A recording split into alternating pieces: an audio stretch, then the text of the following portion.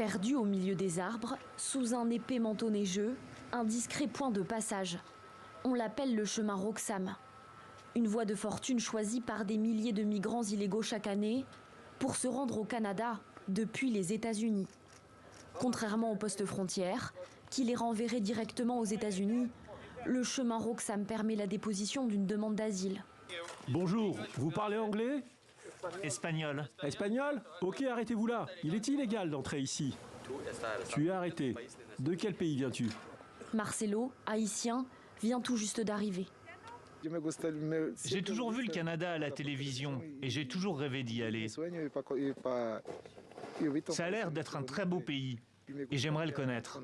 Parce que dans mon pays, j'ai beaucoup souffert et j'aimerais avoir une vie meilleure.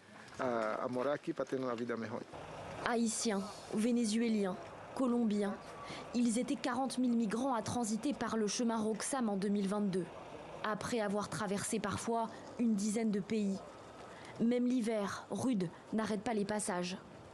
Pour atteindre Roxham, depuis la gare routière la plus proche, il faut bien souvent prendre le taxi. C'est généralement 90 $ par famille. Une personne, c'est 70 $.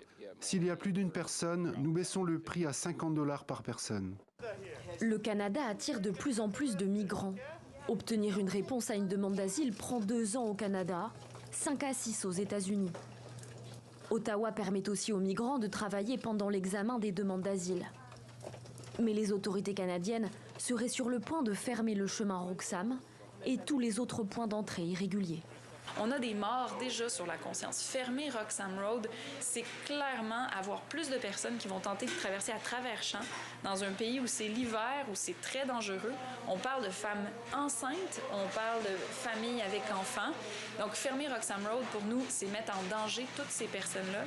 La fermeture du chemin Roxham permettrait au Canada de refouler vers les États-Unis tout demandeur d'asile, arrivé de manière irrégulière par la frontière terrestre.